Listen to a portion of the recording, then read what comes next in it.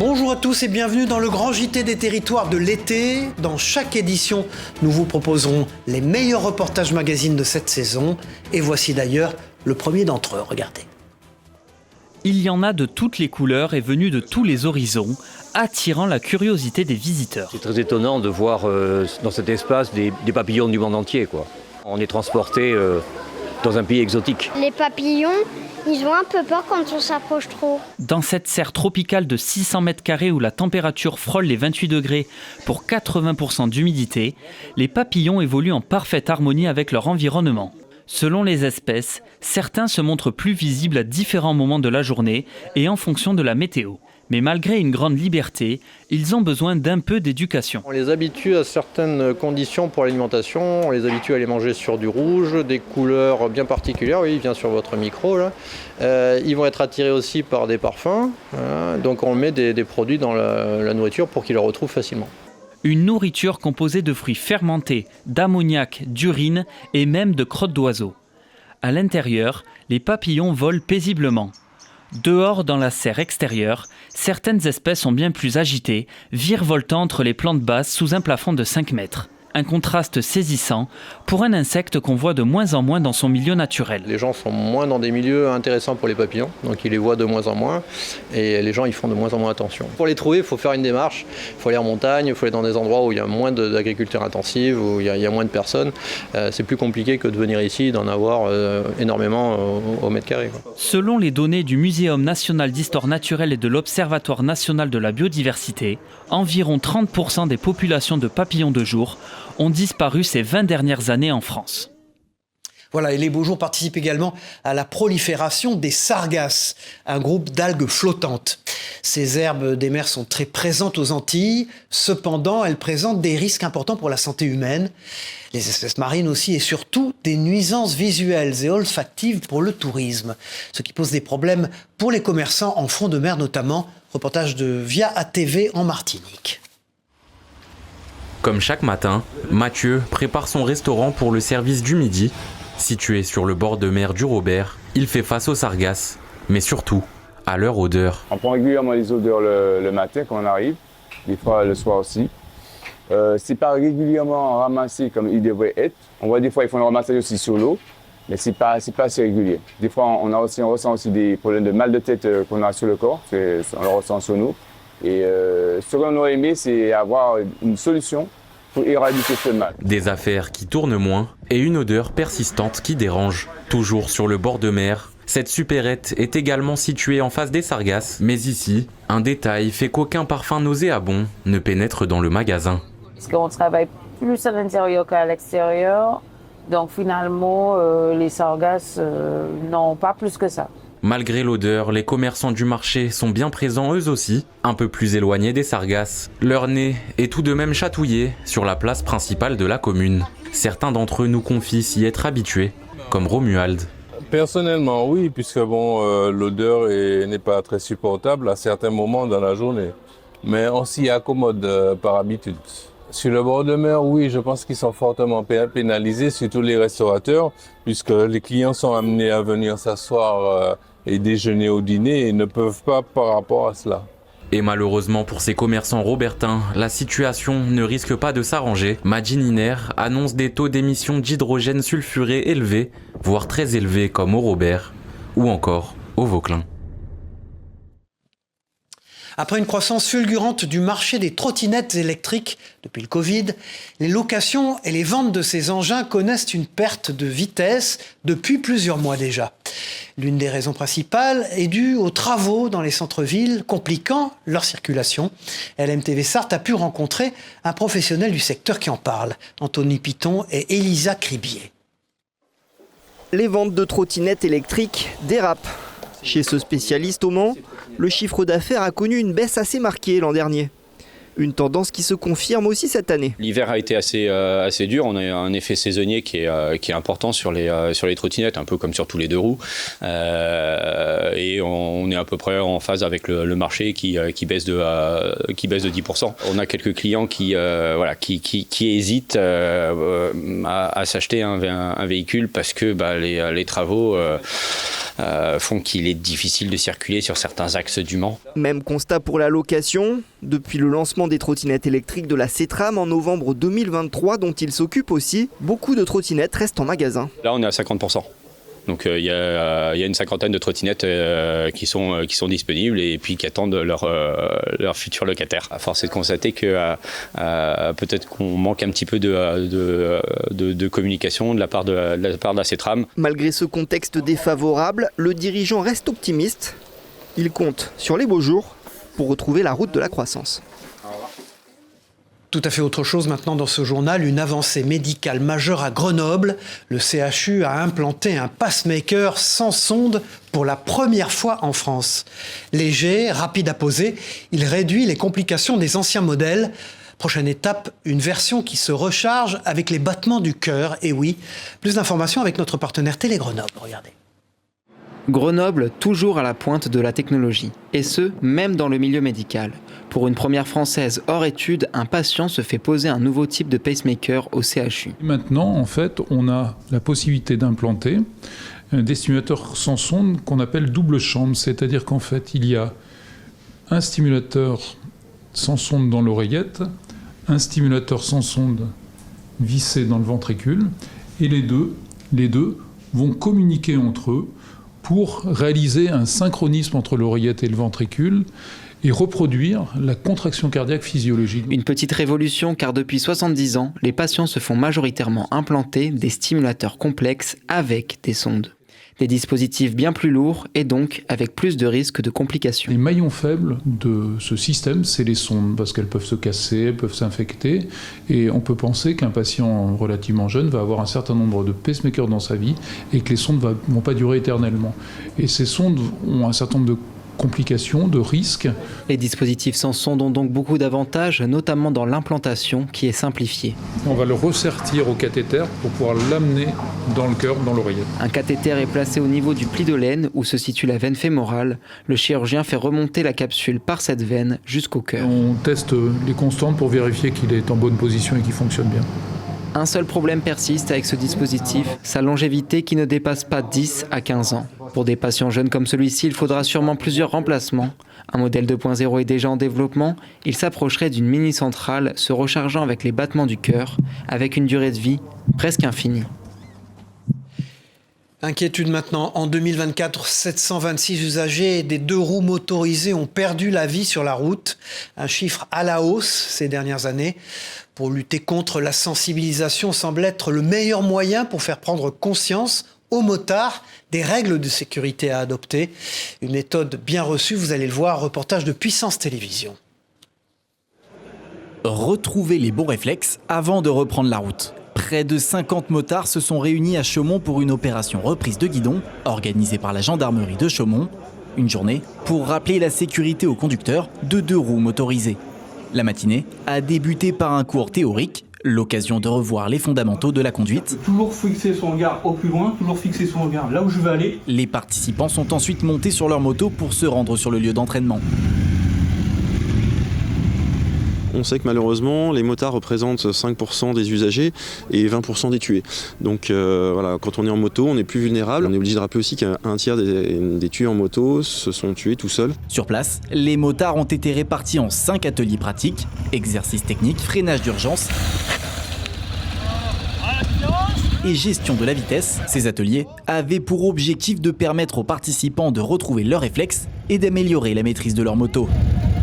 C'est vrai qu'il y a tellement d'accidents de moto qu'il faut absolument aider les gens à se contrôler, à mieux se contrôler. Il ne faut pas avoir peur de se remettre en cause, de se poser les bonnes questions. Je pense qu'il n'y a rien de pire que celui qui a la prétention de dire « je connais tout, je sais tout », au contraire. En plus des forces de l'ordre, 6 moto-écoles locales ont encadré les ateliers, apportant leur expertise. Le premier petit bilan, c'est qu'on a vraiment des niveaux variés. Et beaucoup font de la moto sans forcément se rendre compte des phénomènes physiques de la moto, notamment sur les distances de freinage, sur la maniabilité de leur moto. Et ça les rapproche au maximum de la réalité en cas d'urgence. Selon l'Observatoire national interministériel de la sécurité routière, 726 usagers de 2 roues motorisées ont perdu la vie sur les routes françaises en 2024, soit une augmentation de 20 décès par rapport à l'année précédente. Tout à fait autre chose. Avant d'être de hauts fonctionnaires, les étudiants de l'INSP, anciennement l'ENA, doivent absolument participer à une immersion militaire. Le but, c'est de leur inculquer des valeurs de la nation avant d'accéder aux plus hautes fonctions du pays. Nos partenaires et équipes vidéo de la Provence étaient présents au camp militaire de Conjuers, dans le Var. Regardez ce reportage.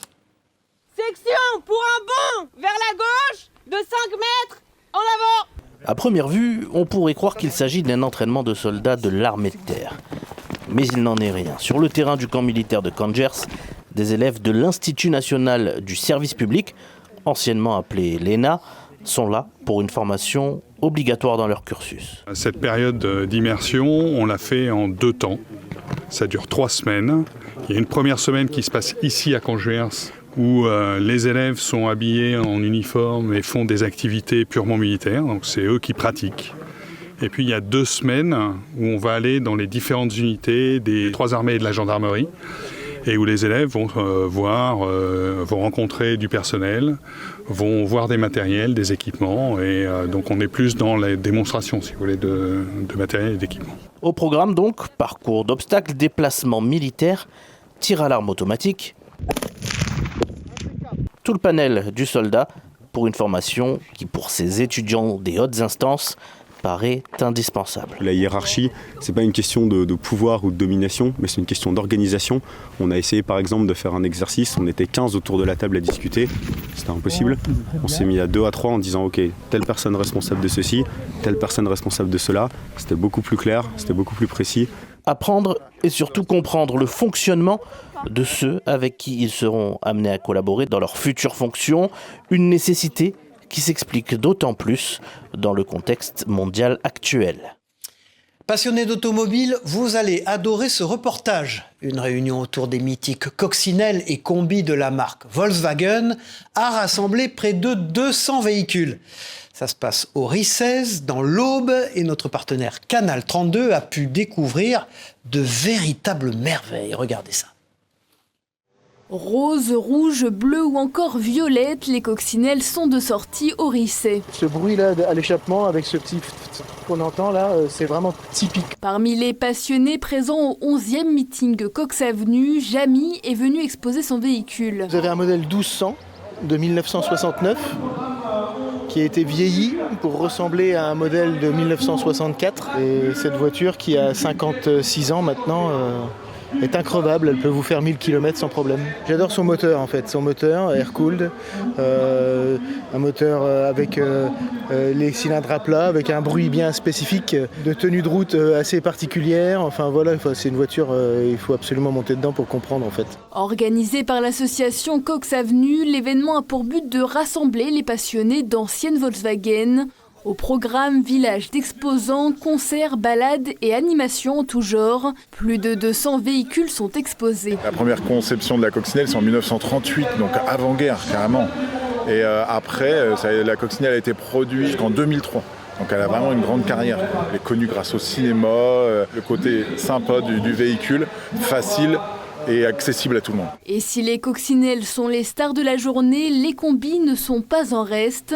Nathalie et Ludovic voyagent à bord de leur véhicule tout au long de l'année. On déplie notre banquette et donc voilà, le soir on dort là, on ferme nos petits volets. La choupette Mexico, la choupette c'est toute notre enfance et puis du coup ça nous a donné l'envie. Puis en vieillissant on aime bien le confort, donc le combi ça s'est imposé. C'est un ancien véhicule qui faisait du transport scolaire à Sao Paulo.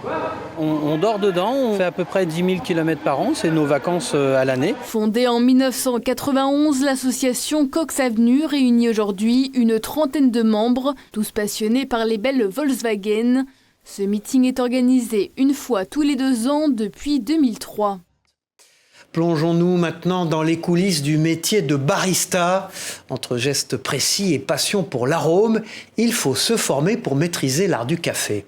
Notre partenaire 8 Mont-Blanc a pu suivre une formation en Haute-Savoie. Regardez.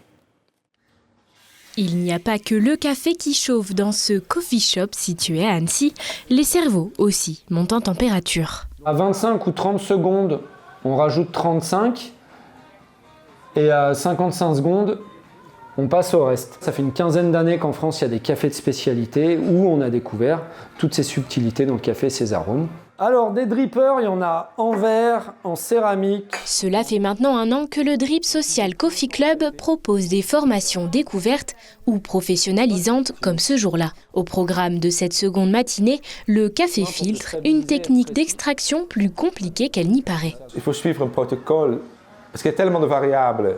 Et si on fait n'importe quoi, le résultat ne sera jamais bon. C'est des gestes précis, donc effectivement, c'est pas simple. Noir, au lait, froid ou encore chaud, durant ces 3 journées de formation, le café est étudié sous toutes ses formes, autant sur le côté théorique qu'olfactif. Je leur offre dans cette formation vraiment tout ce qui est sympa d'avoir dans un coffee shop au jour d'aujourd'hui et qui est plus ou moins facile à proposer ou difficile. On va aussi voir les boissons alternatives, tout ce qui est matcha, chai, tout ça, qui se propose dans tous ces coffee shops.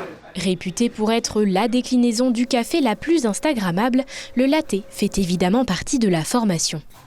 Impossible de passer à côté de ces gourmands dessins, et si lors de la démonstration, le latte art peut paraître simple, la réalisation s'avère plus compliquée. Vous mettez au centre de la tasse et ensuite des petits cercles concentriques, et puis ensuite un peu plus de mousse et puis un mouvement vers le haut pour signer la tasse. À l'issue de ces 3 journées de formation et d'un examen final, les participants peuvent repartir avec un diplôme certifiant de niveau 1. Ils pourront ensuite passer le niveau 2, voire le niveau 3, pour approfondir davantage leurs connaissances. Voilà, et puis il y a des reportages pleins de surprises. Vous allez le voir en Moselle, la Fédération des boulangers a tenté de battre le record du monde de la plus grande tarte aux fraises. Oui, alors pour cela, ils se sont munis de 500 kilos de fraises. Et regardez maintenant ce reportage de Marie Vin pour Moselle TV. On va voir s'ils ont réussi. Avez-vous déjà vu une tarte aux fraises aussi grande ? Au jardin vitré, on tente un record du monde. Objectif, battre les 35 mètres carrés réalisés quelques jours avant dans une commune de Bretagne. Un défi fou que s'est donné la famille Malassé avec le soutien de la Fédération des boulangers de Moselle. Je me suis dit pourquoi pas créer une tarte aux fraises géante. Et donc j'appelle Vincent qui est un ami et qui est aujourd'hui boulanger. Je lui ai demandé, il m'a dit pourquoi pas. La Fédération des boulangers aime bien relever ce genre de défis parce qu'on est au quotidien et on est des artisans et des vecteurs de lien social. Donc aujourd'hui on est complètement dans notre rôle, c'est normal. Au total, 250 litres de crème pâtissière et 500 kilos de fraises ont été nécessaires pour la réalisation de cette tarte. Et après des heures de travail, le verdict tombe. La tarte aux fraises mesure 40,6 mètres carrés. Une tarte géante, découpée ensuite en 4000 parts, qui ravit les papilles des gourmands. Je trouve surtout que c'est déjà vachement beau quand même. C'est une super belle tarte. J'ai goûté, très très bonne. Les fraises, elles sont excellentes. Elle était très très bonne. Énorme pour une tarte aux fraises comme ça. Je suis venue voir, effectivement, c'est magnifique. Et la tarte est très bonne. C'était un délice. Et en plus, les parts de tarte sont vendues à un prix symbolique de 1 € au profit d'une association. Tout est réuni aujourd'hui pour vraiment la belle cause et dans un esprit de fraise, voilà, une belle après-midi fruitée. Une journée qui est magnifique et qui montre encore cet élan de générosité et de travail. Après dégustation, il ne restera plus qu'à faire valider le record auprès du célèbre livre. C'est la tendance culinaire du moment, les pâtisseries en trompe-l'œil. Ce sont des gâteaux trop beaux pour être vrais. Regardez l'histoire de Noémie, qui est une jeune pâtissière qui a découvert cette discipline en début d'année. Et en seulement quelques mois, sa boutique est devenue un véritable succès près de Rennes. TVR a donc décidé de lui rendre visite pour découvrir son secret. Regardez. À Montauban de Bretagne, tous les samedis, c'est la même rengaine. Alors là, on est venu chercher les trompe-l'œil. Ça me donne trop envie de croquer moi aussi. Quoi. Ouais. On a fait 40 minutes de route pour venir goûter les gâteaux. Ouais. Dans cette commune de 6500 âmes, des dizaines de curieux s'amassent devant cette boutique. Je vous écoute. Cacahuètes, framboises, citron, coco, Noémie propose ce qu'on appelle des pâtisseries en trompe-l'œil. C'est seulement en mars dernier qu'elle découvre la discipline. 3 mois après, elle propose désormais 15 saveurs. Il est presque fini. Au fur et à mesure des semaines, je me perfectionne. La semaine dernière, j'ai pu trouver quelque chose qui n'allait pas sur un trompe-l'œil. Et cette semaine, j'ai changé la technique. Je vois sur les petits pop-corn, j'ai passé une semaine à savoir comment le faire, quelle couleur. Il faudrait combien de pâtisseries en tout ? Je pense une grosse boîte. Visiblement, difficile de faire un choix devant toutes ces pièces appétissantes. Samedi dernier, les 2000 pâtisseries confectionnées ont trouvé preneur en quelques heures seulement. Tu vois, ça paraît réel, hein? Oh là là! Car avec plus de 200 000 abonnés cumulés sur les réseaux sociaux, le travail de la pâtissière est reconnu bien au-delà de Montauban. Regardez-moi ce trompe-l'œil de qualité. En mars dernier, elle poste 7 vidéos et la machine s'emballe. Depuis, certaines personnes font plusieurs heures de route pour se rendre dans sa boutique. On m'a dit tu devrais essayer de faire des TikTok culinaires, tu vas voir, ça perce. Et en fait, j'en ai fait un et le premier a dû faire 100 000 vues. Et quand on a tiré le rideau, on était tous les trois, on était en train de trembler, on s'est dit on va jamais en avoir assez pour tout le monde. Niveau prix, comptez entre 6 et 7 € la pièce. Les trompe-l'œil de Noémie sont à la vente seulement le samedi dans sa boutique ND Pâtisserie à Montauban de Bretagne. Voilà, on reste dans l'alimentaire. La pizza est un emblème de la gastronomie italienne. Chorizo, champignons, fromage, à vous de choisir ce que vous préférez. Mais au milieu de la carte de Jean-François, vous allez le voir, se glisse un extra, une pizza sucrée. Grâce à sa recette, il a réussi à décrocher la 3e place au championnat de France de pizza. Reportage de Vosges TV, regardez. Comme tous les mercredis, le camion à pizza de Jean-Pierre s'installe à Moyen-Moutier. Mais ce soir-là, en plus des pizzas traditionnelles au feu de bois, le jeune pizzaiolo de 29 ans a proposé un extra aux clients, une dégustation de sa pizza sucrée qui lui a permis de décrocher à Paris en avril dernier la 3e place au championnat de France de pizza dans la catégorie dessert. Hop là, madame. Il avait choisi de revisiter la tarte au citron meringuée avec un fond à base d'une pâte biga préfermentée dont la cuisson se doit d'être parfaite. Ça fait un peu plus d'1 an que je travaille sur la pâte. C'est une pâte avec 2 sortes de farine, 100% italienne. Il y a une maturation de 24 heures et après la pâte elle repose 48 heures, donc en tout 72 heures, ce qui fait qu'elle est hyper digeste et légère. C'est une cuisson parfaite parce qu'on peut la tenir sur 3 doigts sans qu'elle s'affaisse. Vient ensuite l'ajout des ingrédients avec 2 sortes de meringues, suisse et française, du citron sous la forme de crémeux, coulis et confit, un peu de barbe à papa au citron vert et la touche finale de l'amande fraîche de son jardin. Comment vous la trouvez ? Très bonne mais surprenante, un mélange de saveurs qu'on n'attend pas sur une pizza, mais franchement une bonne surprise. Pour être honnête avec vous, normalement pour moi une pizza c'est pas sucré, et ben là c'est une excellente surprise. La meringue est fantastique, le citron, tout est bon, la pâte est très bonne, c'est très croustillant, c'est onctueux en même temps, donc c'est parfait. Jean-Pierre, jusqu'alors cuisinier, est devenu pizzaiolo, attiré par cette institution de la gastronomie italienne, la pizza. Et j'ai découvert presque une passion. Le système d'empattement, il y en a tellement de différents et il y a tellement de possibilités de s'amuser. Et son patron n'est pas peu fier de le compter dans son équipe. On le suit, on l'encourage et en tout cas on sera toujours avec lui pour qu'il continue comme ça. C'est une très bonne recrue pour nous et on veut le garder le plus longtemps possible et qu'il nous gagne plein de concours. Les Napolitains n'ont qu'à bien se tenir car Jean-Pierre compte encore améliorer son savoir-faire et se prend à rêver de décrocher le Graal à Rome, le titre de champion du monde de la pizza. Et puis maintenant, un coup de projecteur sur une discipline aussi élégante qu'insolite, le cyclisme artistique. Entre acrobatie millimétrée et équilibre parfait, ces pratiquants transforment leur vélo en véritable outil de chorégraphie, une performance à la croisée du sport et de l'art, encore méconnue du grand public.